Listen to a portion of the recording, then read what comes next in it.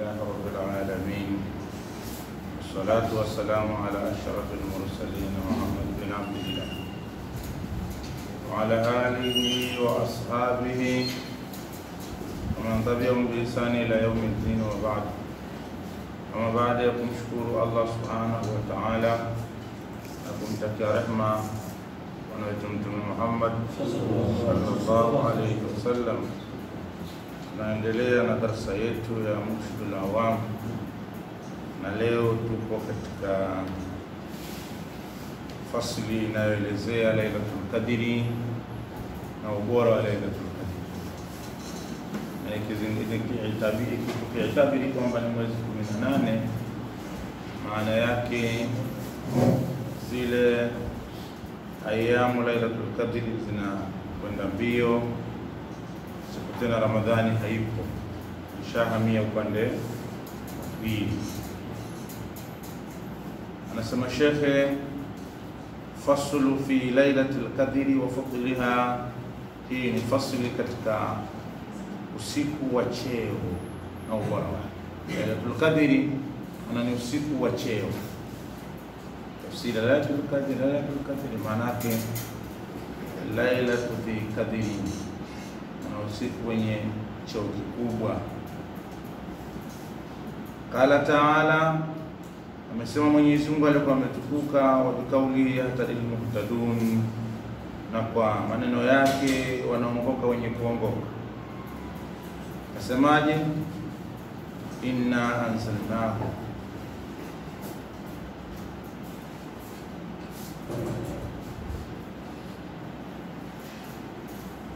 inna anzalnaka, sisi tumeiteremsha hiyo Qur'ani. Wa hiya 5 ayati, nazo ni aya 5, 30 kalimatan.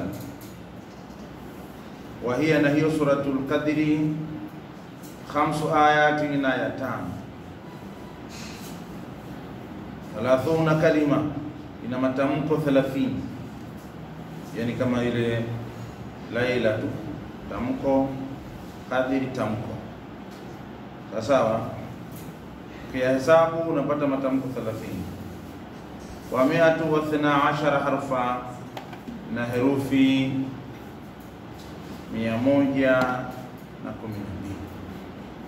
Sura nzima ile ina aya 5, matamko 30 na herufi 112.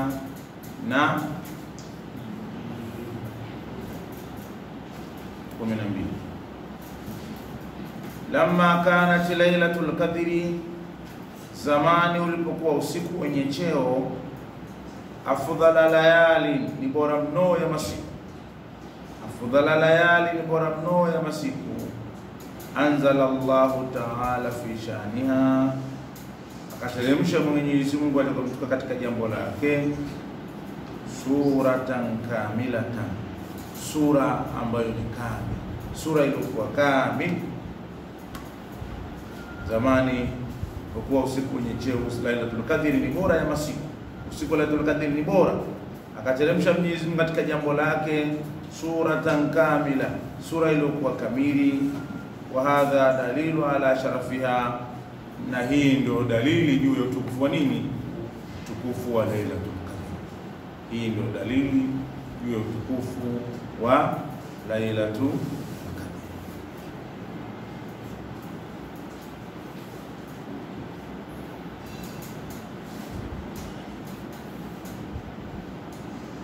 Wanasema kwamba pamoja na utukufu wa Lailatul Qadr,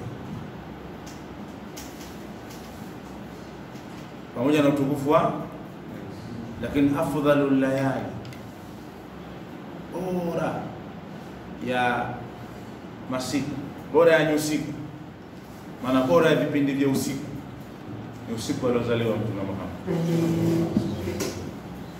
Usiku aliozaliwa Mtume Muhammad ni ashraf min Lailatul Qadr.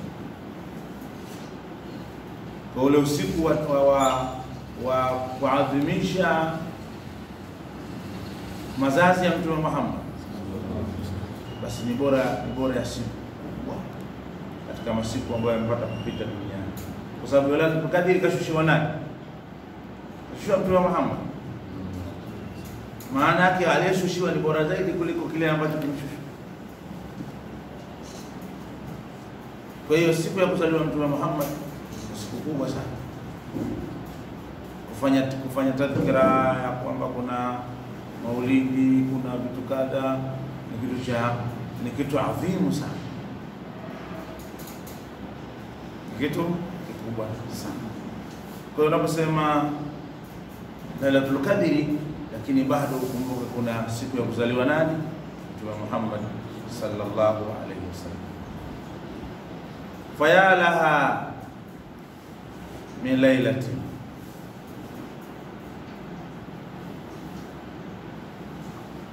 na utamania miongoni mwa usiku.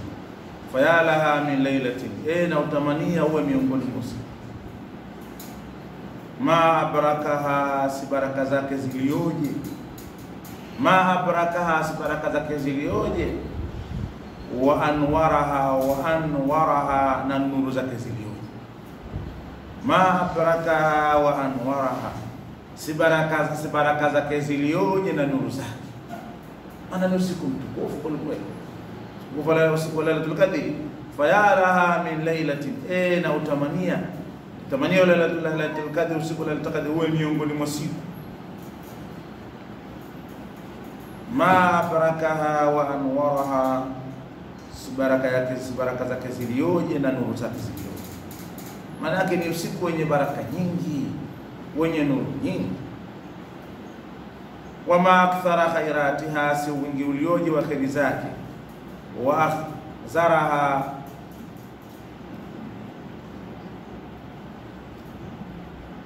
na utukufu wake.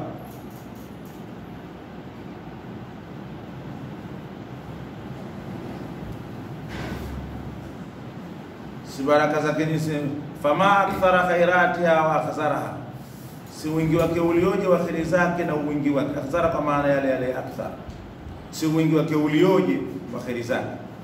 Wa ma akthara khairatiha wa ajzaraha, si wingi wake ulioje wa kheri zake. Tuftahu fiha abwabu samawati, ufunguliwa katika siku hizo milango ya mbingu. Ufunguliwa katika siku hizo milango ya mbingu. Watanzilul malaikatu, na wanashuka malaika. Bil bisharati, pamoja na bishara mbalimbali. Bil bisharati, pamoja na bishara mbalimbali, bishara za wema. Watanzilul malaikatu, wanashuka malaika. Bil bisharati, pamoja na bishara mbalimbali. Lakini kwa nani? So bishara mbalimbali kwa nani? Liman ahayaha min al-ayyam, kwa yule aliyehuisha katika masiku, katika watu. Min al-anam, kwa yule aliyehuisha usiku wa Lailatul Qadr katika watu. Liman ahayaha min al-anam, kwa yule aliyehuisha hiyo Lailatul Qadr katika watu, yule ambaye Mwenyezi Mungu Subhanahu wa Ta'ala atampa tawfiki akafanya mambo makubwa katika usiku wa Lailatul Qadr, basi tahani Allah, hongera ni yake kwa kuipata hiyo Lailatul Qadr. Wa manajufunahu, na mtu huyo akazizuia kope zake. Ladhidha almanami, na uzuri wa na ladha ya usingizi. Wa manajufuna, wakazizuilia kope zake. Ladhidha almanami, na utamu wa usingizi. Kwa hiyo alikuwa anafanyaje? Anafanya qiyamul layl, anasoma Qur'an, anasoma dhikri, anamswalia Mtume Muhammad sallallahu alaihi wasallam, anasali. Huyo mtu wa sampuli hiyo ndio tahani Allah, hongera ni zake mtu huyo. Ufunguliwa kwa mtu kama huyo milango ya mbingu. Anaomba, akiomba siku hiyo kun fayakun. Faya fauza man taladhdha fiha bil munajati. Faya fauza man, kufuzu kwa ambaye. Faya fauza man, kufuzu kwa ambaye, kwa mtu ambaye taladhdha fiha, amepata ladha katika usiku wa Lailatul Qadr bil munajati, kwa kunongona na Mwenyezi Mungu. kwa kusemezana na Allah subhanahu wa ta'ala. Wafanya kazi kubwa, usiku huo ukaupata mashaallah, ukasemezana na Mwenyezi Mungu, uko mbali kweli. Usiku mmoja ukiupata ni sawa sawa na mtu aliyefanya ibada miaka 83 na miezi kadhaa. Yani sasa mtu aliyeswali mfululizo miaka 83, wakati umri wako hauwezi kufika huko. Wachache miongoni mwetu watakaojaliwa umri huo, lakini asilimia kubwa umri wa Mtume Muhammad sallallahu alaihi wasallam sema a'mari ummati ma baina 60 ila 70. Nyumuri za umati wangu ni kati ya miaka 60 mpaka wakalu dhali. Wachache katika hao watakaopetuka hiyo miaka 60. Wengi wao 63 sunna. Yaani ukifa kwenye miaka 63 umekufa kwenye umri wa sunna ya Mtume Muhammad. Kama kufa kumfikiria kitu ni kumfuata Mtume, basi ukifa kwenye miaka 63 umepata sunna ya kufa kwa umri wa Mtume Muhammad. Lakini yupo yule ambaye yuko tayari kufa na umri huo? Sasa hayupo. Kwanza kama niongezee kidogo. Alafu mazidi na umri wa tuumi.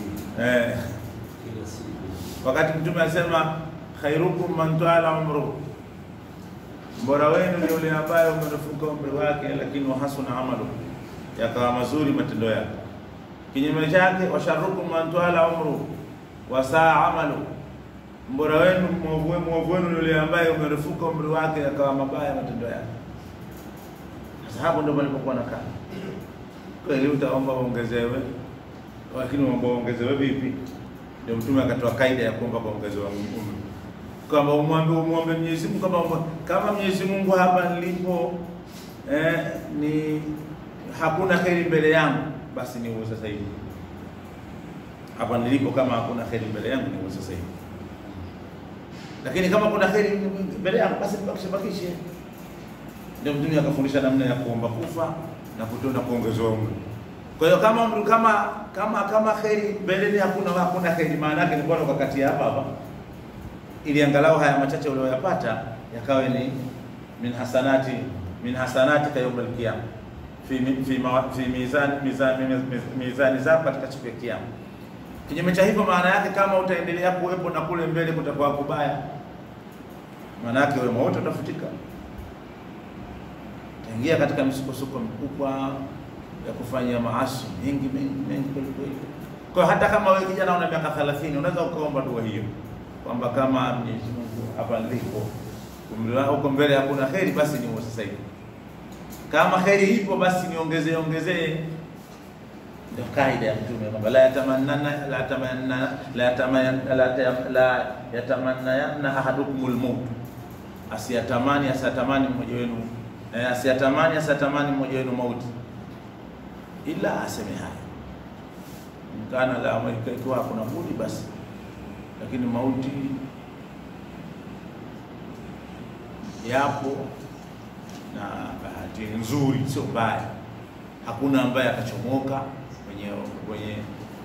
kwenye mlango huo. Sema al-mautu babu wa kullun dakhilu, mlango kufa ni mlango, kila mmoja ataingia. Kaifia tu kwamba anaanza nani katika sisi tuliokuwepo hapa sasa hivi, ndio mushkili tu kwamba ni mimi Juma au ni Ali natakayeanza hapo, ndio mushkili tu uliokuwepo. Kwa kusema kwamba lakini sio kufa, sio hoja. Kufa kupo na hala hakutaki kuogopwa. Namna gani ya kufanya ni namna gani unafanya istidadi na kule kufa, huo ndio mushkili mkubwa. Lakini sio kadri ya kufa kwamba eti kuna hoja kwamba kufa kupo au hakufa hakupo. Kwa tuanze kukita mjadala kwamba jamani, je, kufa kupo au hakupo? Hakuna mwenye mjadala huo. Kila mtu anathibitisha kwamba kufa kupo. Shida yake tu kwamba ni nani atatangulia kufa. Kutangulia kupo tu, watu wametangulia na yote kila atakapokufa mtu kuna ambao kawacha, maana yake kila mtu atatangulia, kuna wengine atawaacha nyuma. Kwa hiyo kutangulia na kutokutangulia wala sio hoja pia. Kujua cha muhimu ni kwamba kufa kupo, cha muhimu ni kujiandaa na ile safari yenyewe. Kwa hiyo tukiambiwa bwana unakwenda unakwenda na ni kesho utakuwa na safari ya kwenda Ikulu. Ala umuri duniawi, yale maandalizi yako na istidadi yako. Kama ulikuwa hujatoa ndevu unaenda kutoa ndevu. Muona bwana, kama ulikuwa hujanyoa namwambia fundi, hebu ushavu vizuri bwana, si nikaonekana muonekano mbaya mbele ya rais. Huyo ni rais tu Ikulu hapa, ambaye wewe unaweza ukaenda kesho mkakutana Magomeni, Manzese, unaweza vizuri ya kuomba kura kesho. Unakwenda kwenye hadhara ya Mwenyezi Mungu Subhanahu wa Ta'ala, umefanyaje maandalizi ya wewe kwenda? Hapa ndipo palipokuwa na shida. Ndio palipokuwa shida. Kwa hiyo tukiipata Lailatul Qadr katika umri wako, inshallah Mwenyezi Mungu, kama umeishi miaka hata 30, lakini umepata Lailatul Qadr miaka 10, mtataba miaka 10, umefuzu. Ukifanya 63 mara 10 ngapi? Zaidi ya miaka 800 hiyo. Kwa hiyo ibada yake ni kubwa sana. Ndio maana Mtume anasema kullu ummati yadkhuluna aljanna illa man aba. Umati wangu wote wataenda peponi isipokuwa ambaye amefanyaje? Umekataa. Kukataa sio kwamba watu watamwambia mimi sitaki kwenda peponi, ni kule kutokuswali, kutokufanya ibada. Watu waenda kwenye kiamu laili, wewe umepiga usingizi. Hujajaliwa ndio lugha ya kiuni. Hujajaliwa. Mbona kuongea umejaliwa kuongea? Kama hujajaliwa mbona maneno yanatoka kama hujajaliwa? Neno ya hovyo sana. Hujajaliwa, lakini maneno hayo unasema umejaliwa kusema. Sasa wakati wewe unaamshwa kwenda kusali witiri, unapigana ngumi. Tunavongana wengine unawapiga wenzako, maana kwa nini kaniamsha? Sasa unataka kufanyaje ya Rabb? Ndio unakuwa umegeuza kuamshwa, umegeuza kuwa nini, sehemu ya makonde. Sasa mnaanza kupigana. Anakutakia heri yule mtu. Ungetakuwa umuombe Mungu, sema alhamdulillah, Mwenyezi Mungu akuongoze kwa kunistua kwenye jambo la heri. Lakini ndio kwanza unaamka unampiga mtu na kichwa. Hana adabu. Hana adabu vipi? Ana adabu yako kule kukuamsha ndio kukosa adabu kwake. Jamani. Swali ni mtume ndio. Haifai namna hii. Inna watuhalla fiha bitaati maulahu, na hupambwa katika siku hiyo kwa toa ya Mola wake.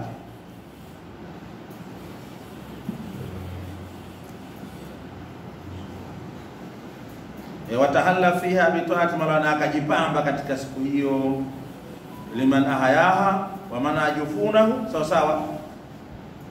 Watahalla fiha, na akajipamba katika siku hiyo bitaati maulahu, kwa kumtii Mola wake. Huyo ndiye atakayekuwa amefuzu. Wamefuzu kweli kweli.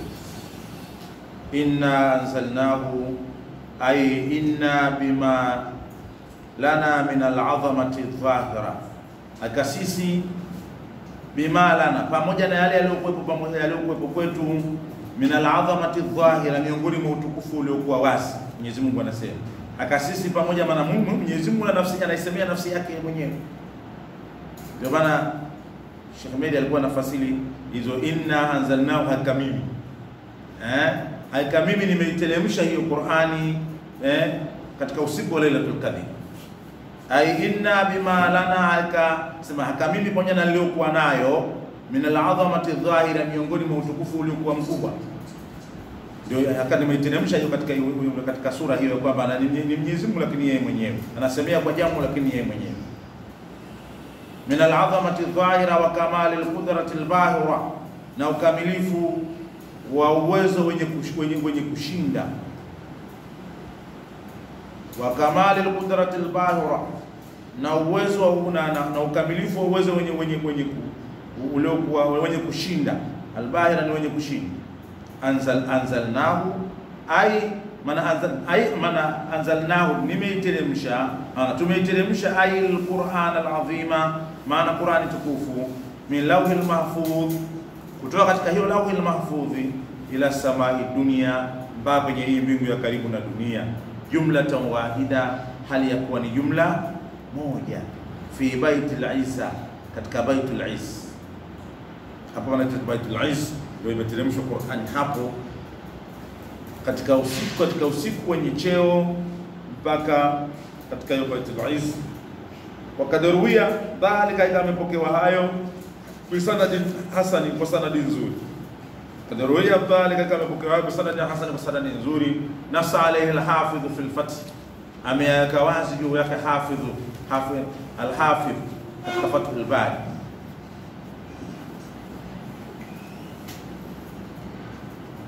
Hafidh mshereheshaji wa Fathul Bari ameweka wazi hayo kwamba hiyo hadithi yamekuja hayo, yamepokewa hayo kwa sanadi nzuri kabisa ambayo ameiweka wazi al-Hafidh fi al-Fath katika Fathul Bari. Thumma unzila munajaman, kisha kateremshwa Qur'ani tofauti tofauti, kisha kateremshwa Qur'ani tofauti tofauti, haya mufarrakan, hali ya kufarikishwa kipande kwa tukio hili imeshuka hii, kwa tukio hili imeshuka hii, bihasibi alwaqa'i, wa kiasi cha matukio. Maunzila munajaman, kisha kateremshwa tofauti tofauti, ay mufarrakan, hali ya kugawanywa, bihasibi man, hali ya kutawanywa, bihasibi alwaqa'i, kwa kiasi cha matukio, wa muqtadayati alahwali, na mahukumilio ya hali, wa muqtadayati alahwali, na mahukumilio ya nini, ya hali, fi 23 sana, katika miaka 23. Kwa hiyo baada ya pale kashuka Qur'an kidogo kidogo kwa kiasi cha matukio, mpaka inakuja kukamilika ni miaka 3. Ittaqu yawman turja'una fihi ila Allah wa tuwaffa kullu nafsin bima kasabat.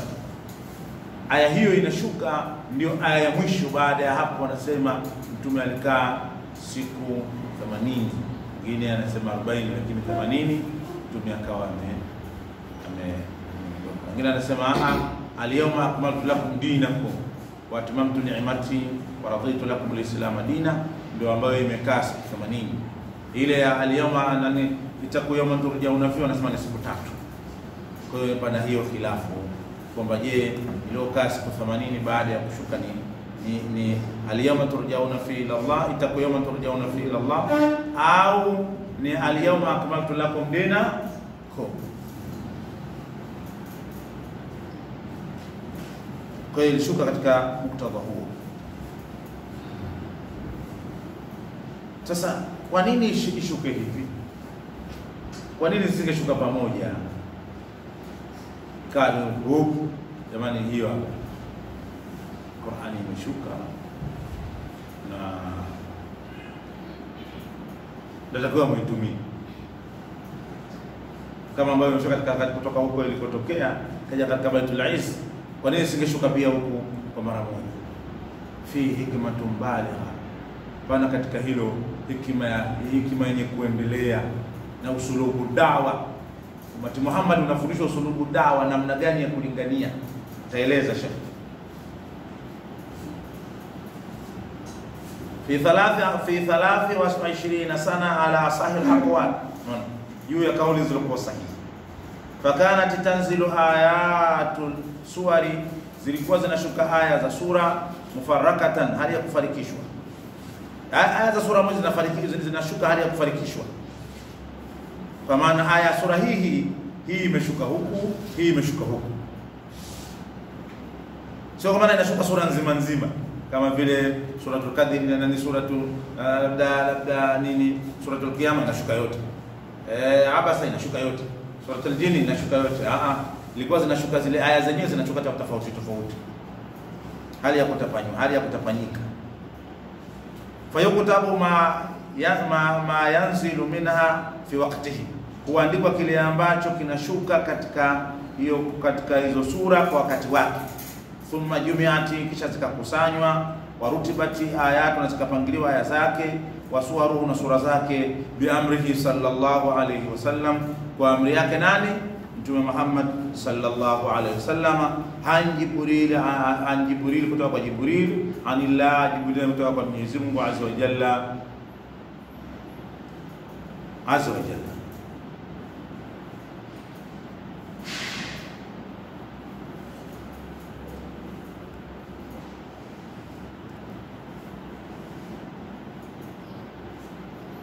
Kwa kuna imeandikwaje?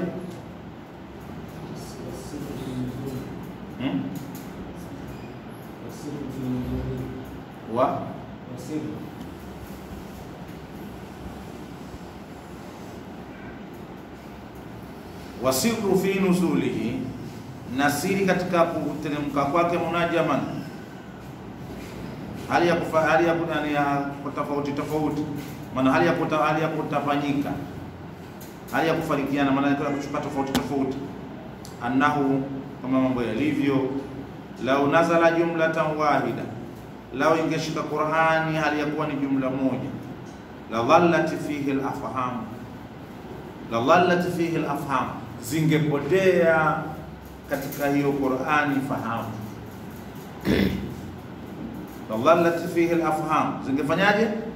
Zingepotea kwa sura hiyo fahamu, maana hakuna fahamu yoyote ambayo ingefahamu, isingefahamiwa hata aya moja kama ingeshushwa kwa pamoja. Lau anzalna hadha al-Qur'an ala jabali la ra'aytahu khashi'an mutasaddian min khashyatillah, kama ingekuwa hivyo, je, ingeshushwa papa ndio mwanadamu angeweza kubeba? Maana yake akili zisingeweza kubeba hicho kitu.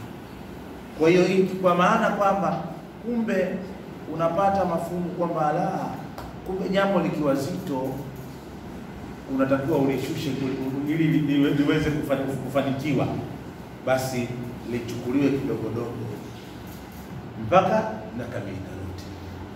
Kwa mfano, leo ukienda kwenye kuni ukaenda ukakata kuni nyingi, halafu ukazifunga pamoja, unaweza kubeba? Uwezi. Lakini ili uweze kufanikiwa kubeba zote, mzigo mmoja unapeleka, mzigo wapi unapeleka, mpaka hatimaye mzigo wote ule utakuwa umeuhamisha, umefika wapi? Mahala ulipo kukusudia. Halikadhalika kama ni mchanga au ni mahindi, ule ukiyabeba kwa pamoja huwezi. Kama ni magunia 100 yamemiminwa hivi, uyabebe kwa pamoja haiwezekani, utoweza.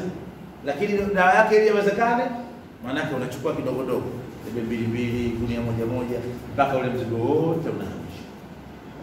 Kwa ndio Qur'an, kwa maana ingeshuka kwa pamoja, mzigo wake watu kubeba asingeweza kubeba hata kufahamu. Lakini imeshuka kidogo dogo ili ipate kufahamiwa na iwezekane. Kwa hiyo sio kwenye Qur'an pekee yake, mambo yote. Kwa hiyo ni darasa muhimu. Pale kushuka Qur'an ni darasa muhimu kwamba kumbe mambo mazito hayatakiwi kuchukuliwa kwa pamoja, yatakiwa kuchukuliwa kidogo dogo mpaka tufikie lengo tunalokusudia. Hata leo ndio maana hata elimu haipatikani kwa mara moja. Leo unasota sini unajua kifaa, unakwenda miaka ukadimu, lakini laiti ingekuwa elimu hiyo hapo usingeelewa hata moja. Maana swali sana ungeshika lini zaka vitabu vyote siku moja, yani fani zote, vitabu vyote na elimu zote upewe siku hii, ungeelewa nini? Hata asubuhi ukiulizwa kwani ulikuwa umepewa nini, sema hata kitu moja sijapewa, nimeundikiwa. Unaona rundo tu limekaa pale mpaka nianze kupepuka. Kwa hiyo ndio hikma ya Mwenyezi Mungu. Ndio la dhallat fihi al-afham, zingepotea katika hiyo Qur'ani fahamu.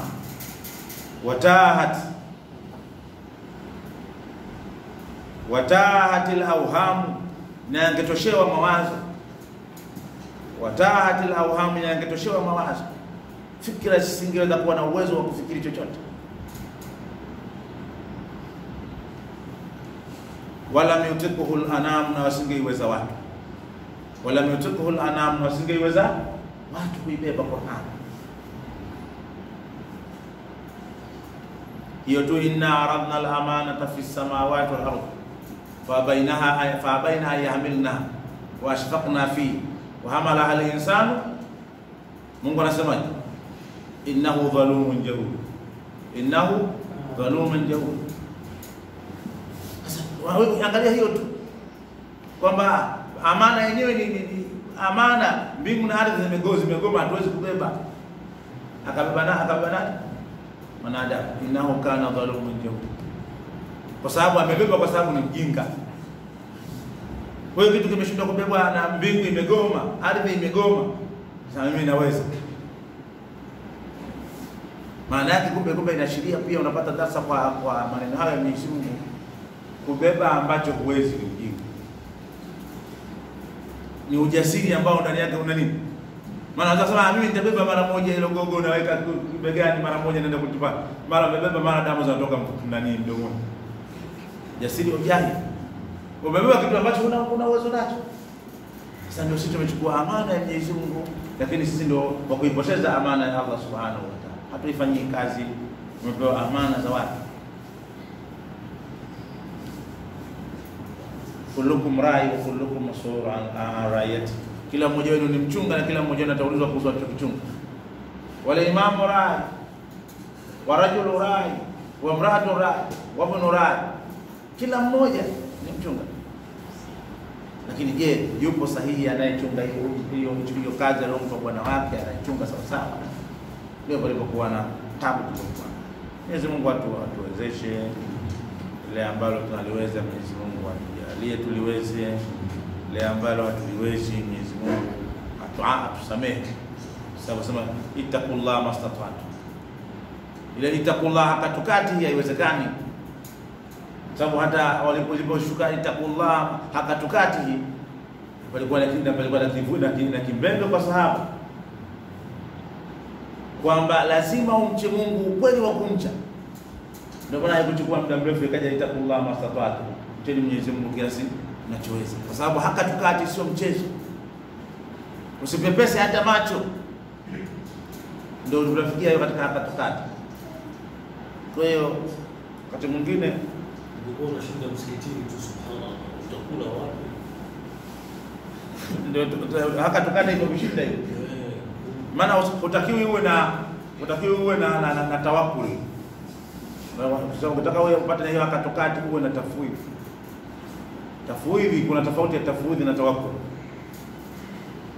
Tafwidhi, tawakkul ni maal asbab. Yaani unamtegemea Mungu lakini unafanya biashara.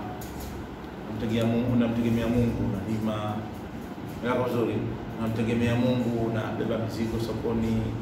Unamtegemea Mungu unauza karanga. Unamtegemea Mungu unauza ndizi. Yako vizuri. Ile ni tawakkul. Tafwidhu, hufanyi chochote, umemwachia Allah Subhanahu wa Ta'ala. Kuna cha karanga wala mjomba wa karanga. Sasa tafwidhi katika anasema wadhuliyali madhumumu, kwa mwenye familia haitakiwi tafwidhi. Watu wao wanatawakkul, sio tafwidhi. Kwa sababu familia watakula nini kama unatakuna tafwidhi? Tafwidhi maana umekaa tu subiri Allah Subhanahu wa Ta'ala mwenyewe alete. Allah ataleta. Yaani lugha Allah ataleta. Hiyo lugha Allah ataleta sasa ndio kwa mwenye watoto hatakiwi awe na hiyo tafwidhi. Kwa awe na tawakkul. Awe na sababu inayomfanya apate riziki yake. Na afdalul amal az-zara. Bora ya kazi ni ukulima. Hakuna kazi nzuri katika Uislamu kama kilimo. Kilimo ndio kazi pekee ambayo ndio kilimo ndio kazi nzuri. Ndio maana hata Sayyidina Abubakar Mtume anafariki, Mtume Abubakar alikuwa shambani. Kwenda kwenye mitende yake kwenda kupatiza mitende yake kujua atavunaje. Aliagana asubuhi nenda zangu shamba sawa. Baadaye arudi ambaye Mtume afariki. Lakini alikwenda shambani. Kwa hiyo afdal amal ni kilimo. Kwa hiyo sio kama wakulima tu hao mkulima bwana. Ile ni sizai ya kikuzi tu. Mkulima ndio mtu muhimu katika jamii. Ndio anataka, kwa sababu utawakkul inakujeje? Wewe kwenye kulima unapata mawaidha makubwa sana. Kwa sababu unatakiwa isema kwamba fandhuru ila nafsika thumma intakad lil alamil ulwi thumma sufli. Tazama nafsi yako ulivyoumbwa, alafu gura katika ulimwengu wa juu. Alafu tazama ulimwengu wa chini. Chukua sura ya kwamba wewe umekwenda na mbegu zako. Sasa yaani umechukua debe moja la mahindi. Halafu ukaenda shambani ukapanda, halafu ukaacha, alafu unategemea inshallah mwisho wa mwaka na mwaka kivimo nitavuna gunia kama 200 hivi. Hii haya ni mawaidha tosha, nataka uwe na tawakkul ya hali ya juu sana. Kwamba huyo atakayefanya kazi hii yote mimi nimpeleka debe moja tu. Sasa jazaa'ul ihsan illa sitakuwa ulipo debe moja ambalo ndio ulikwenda kulitupa. Leo umekwenda kupeleka debe moja shamba. Umepanda heka nzima. Halafu unategemea eti hapo ukitoka unarudi na shida jembe lako unasema nina mpango wa kuvuna gunia 50. Ujeuri huu unatoa wapi? Yaani ujeuri wa kuvuna gunia 50 unatoa wapi? Unatoa kwa sababu unatawakkuli na Mwenyezi Mungu. Kwa Mwenyezi Mungu nimefanya hivi, Mwenyezi Mungu atanipa. Si inaeleka vizuri hapo? Ndio tawakkuli sasa. Nayo. Sasa maana yake ile kule kwenye kulima kwenyewe ni mawaidha tosha. Angalia kilichotokea safari hii. Watu wamelima vizuri, wamepanda. Tola ashamsu. Shahrain. Hakuna mvua. Tawalia. Yamerukui mahindi. Msiba wake sio mdogo uliokuwa umekwani sasa hivi, sehemu kubwa wala lake sio. Maana yake Mwenyezi Mungu anakufundisheni kumtegemea Mwenyezi Mungu Subhanahu wa Ta'ala. Wakati ukilima na mapesa yako umetupa, ulishafanya mahesabu ya kuvuna gunia 200. Mungu anakuja kuziondoa ndani ya muda tu. Na hivi unaangalia mpaka yanarukui, sema leteni moto tuchome, tujaribu kupanda kitu kingine. Hiyo ndio Mwenyezi Mungu Subhanahu wa Ta'ala. Kwa hiyo ile kila kitu kwako ni mawaidha. Hakuna ambacho unatakiwa kinakuwa kikupite hujapata mawaidha nacho. Hakitakiwi. Kila kimoja ukitizame kwa mtizamo chanya. Chochote utakachokiangalia katika nafsi yako ukitizame kwa mtizamo chanya. Nini napata faida kwa hili? Na waidhika kwa nini kwa hili? Kila jambo. Sasa ukishafanya hivyo na unarudi kusema wal wahidul qahhar. Yeye Mwenyezi Mungu ni mmoja mwenye kuwatenda nguvu waja wake. Hakuna kiumbe mwingine wa kuweza kumwabudu. Fa'alu lima yurid. Sasa law anzalna hadha alquran, Mwenyezi Mungu anasema law anzalna hadha alquran ala jabali, law tungeiteremsha Qur'ani hii juu ya mlima, la raitahu, ungeiona huo mlima khashi'an, ni wenye kunyenyekea, mutasaddi'a min khashyatillah.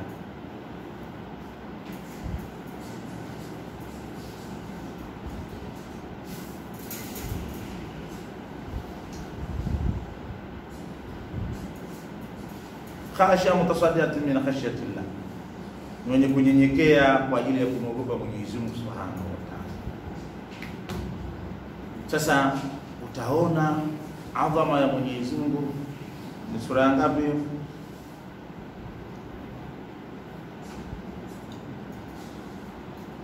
Suratul Hashr.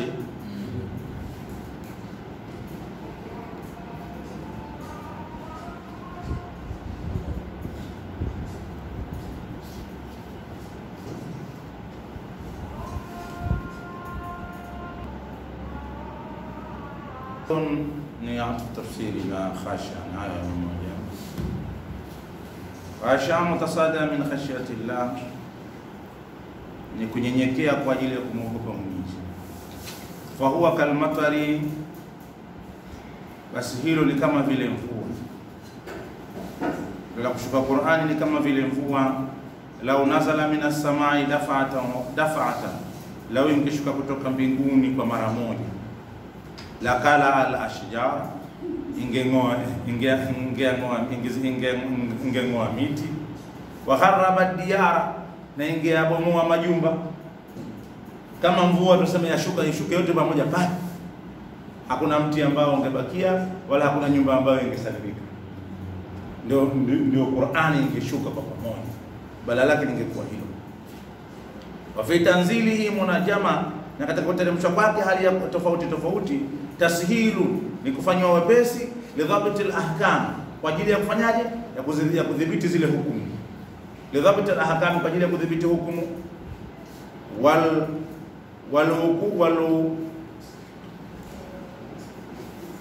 Walukufi ala haqaiqi nidham al-ayati fi khami, na kusangaa juu ya hakika ya utungo wa aya tukufu.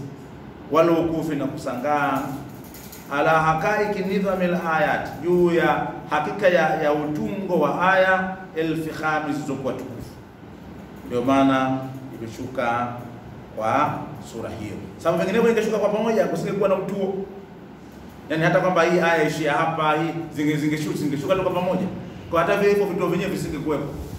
Ingeshushwa tu hii inakuwa juu ya hii na inakuwa juu ya hii. Tungekuwa na vurugu. Kwa hiyo pana hiyo sura. kadhalika al-muthabbita bihi fuada. Mwenyezi Mungu akasema kafanya hivyo kwa sababu ili athibitishe kwa hiyo Qur'ani nini, au athibitishe moyo wako kwa kule kutenda kidogo.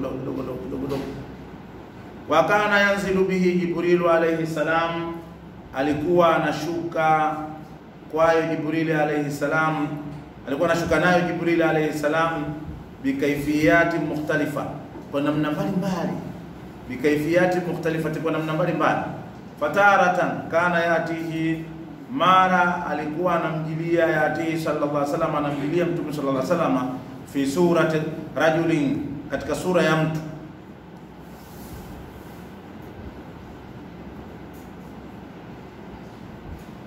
Kaduhiya, kama vile duhiya, kadihiya au duhiya, nafal kaduhiyatin au dihiya, kaduhiyatul kalbi, kama vile duhiyatul kalbi ni jina la mtu radhiallahu anhu wa muradhi Mwenyezi Mungu, sahaba wa mtume. Wakati mwingine alikuwa anamjia Jibril kama sura ya huyo duhiyatul kalbi. Wataratan, na mara yakana yarahu ru'yatan malkiyatan ruhaniyatan, mara alikuwa anamuona mtume Muhammad, kumuona Jibril kuona kwa malaika. Malkiyatan ruhaniyatan, mana malaika wa kifalme, ufalme wa kiroho, ruhania wa kiroho, kama vile malaika wa kiruhani, maana vile sema kama vile ruhani mzuri, ndio maana yake malkiyatan ruhania, malkia wa kiruhani. Alikuwa anamuona kama vile malkia wa kiruhani, kama khalaqahu Allah ta'ala, kama alivyomuumba yeye Mwenyezi Mungu alipomtukuka, kwa namuona hivi. Watarata, na mara nyingine kasalsalatil jars, kama sauti ya kengele, kasalsalatil jars, kama sauti ya kengele. Alikuwa anamwendea Jibril kumwendea mtume. Suila Rasulullah sallallahu alaihi wasallam, aliulizwa mtume Mwenyezi Mungu sallallahu alaihi wasallam, kaifa yatika alwahy, vipi unakuingilia wewe wahai unakuingilia vipi? Fakala, akasema mtume, hayana yatini mithlu salsalatil jarsi, mara unanijilia mimi mfano wa sauti ya kengele. Wa ashadu alayya, na hiyo ndio nzito zaidi juu yangu. Yani hiyo kujiliwa na wahai katika sura hiyo inakuwa nzito sana, naiona ni katika hali ngumu ya kujiliwa na Jibril, katika hali kama mtu kama kengele inayogonga, najua anakuja huyu jamaa. Wa ya ashadu alayya, ni nzito zaidi juu yangu.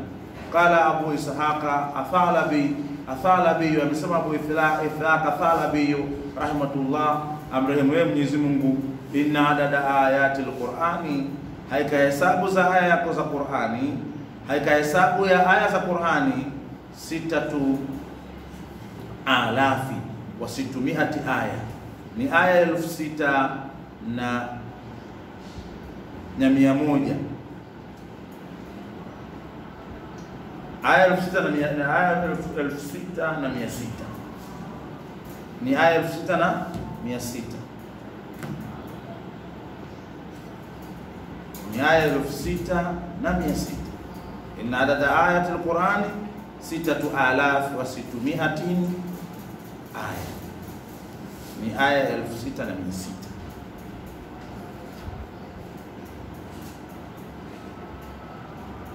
Ndio tunasema 6,600 ina siri, 6,600 ina siri, 6,600 ina siri.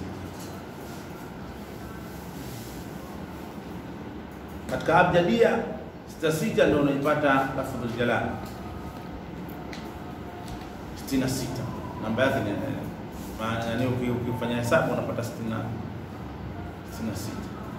Kwa hiyo kila 66 ina hikima yake, sio ile vizuri hapo. Kwa atakayesibu hikima ya 66 fakadefasa, atakuwa mtu mkubwa, atawala dunia anapotaka yeye. Tumalize na hizo beti, ala innamal qur'anu 9 harufi ataitu biha fi baiti shi'rin bila khalal, halalun haramun muhkamun mutashabihu, bashirun nadhiru kiswatun mithlu aidhatun mathal. Nataka kuisoma kwa sauti kwa nibari gani? Fawili hiyo nasomeka. Alhamdulillah wa sala rabbuna, isomeka kwa sauti. sababu hiyo ni rajaz au bahari zingine. Kwa bahari ya hapa lazima utumie ala innamal qur'anu 9 ahrufi ataitu biha fi baiti shi'rin bila khalal. Mimi sauti hiyo ndio nasema halalun haramun muhkamun mutashabihu bashirun nadhiru qiswatun 'idhatun mathal. Ndio kapita hiyo. Kwa ala juani na mzinduke innamal qur'an akasema nyingine ya Qur'ani 9 ahrufi ni namna 9 ahrufi ni namna 9. Qur'ani ni namna 9. Qur'ani ni vitu 9 maana yake. Harufi hapa sio kwa maana ya herufi kama unavyojua wewe. Harufi kwa maana ya namna. Aka Qur'ani akasema nyingine ya Qur'ani ni namna 9. Yaani Qur'ani yote imegawanyika katika vipande 9. Zile aya za Qur'ani ukisigawanya unapata vipande 9 peke yake. Ataitu biha nimezileta kwazo fi baiti shairi katika ubeti wa ushairi bila khalal pasna kukosea, bila khalal pasna kosa. Nimezileta katika ubeti mmoja pasna kukosa hata moja. Aya ya kwanza halalun, katika Qur'ani kuna halal. Haramun, katika Qur'ani kuna haramu. Muhkamun, katika Qur'ani kuna aya ambazo ni muhkam. Katika Qur'ani kuna mutashabi, kuna aya ambazo ni mutashabi zinatatiza. Katika Qur'ani kuna bashiri, kuna aya zinazotoa habari za kufurahisha. Katika Qur'ani kuna nadhiri, kuna aya zinazotoa habari za kuhofisha. Qissatun, katika Qur'ani kuna aya zinazotoa visa ambavyo Qur'ani inaelezea visa peke yake, kuna aya za visa. Aidha katika Qur'ani kuna aya za mawaidha. Mathal, katika Qur'ani kuna aya za mifano. Sasa inna Allah la yastahi an yadhriba mathalan mifano. Ndio katika mfano wa mifano. Kwa hiyo Qur'ani yote ukizikusanya unapata aya za halali, aya za haramu, aya ambazo ni muhkam, aya ambazo ni mutashabi, aya ambazo ni bashir, nadhir, qissa, aidha, mathal. Ndio mgawanyo. Ndio maana kuna vitabu ambayo na tafsirul ahkamul Qur'an. Maana yake unafanya tafsiru ahkamul Qur'an, maana yake kachukua aya za hukumu peke yake ndio kastafsiri yeye. Ndio asema kisa sunnabiyin, maana visa, maana yake visa ni imechukua kipande cha visa. Mawaidha alkadhali. Kwa hiyo Qur'ani ni mafungu hayo 9. Kila utakapozunguka unazunguka kwenye hayo. Ukisema utasema halal, ukisema utasema haram, ukisema utasema muhkam, tashabi, bashir, nadhir, qissa, aidha, mathalan. Sasa astaishia hapo. Inshallah tutaendelea na darasa yetu. Hapo aliingiza kidogo masala kana kwamba anataka kutoka na darasa yenyewe, lakini anatarudi. Wa awwalu ma nazala min al-Qur'an ikra, anasema kana kupata taarifu. Wa akhiru ma nazala ittaqu yawman turja'una fihi. Sasa fi lailatul qadri ataelezea hapo kidogo, kafanya kama nini itiravia, kaingiza maneno katikati ili kuna mambo ya elimu. Basi nadhani kama hapo tutakoma inshallah. Ila huna wa hada, salamu alaykum wa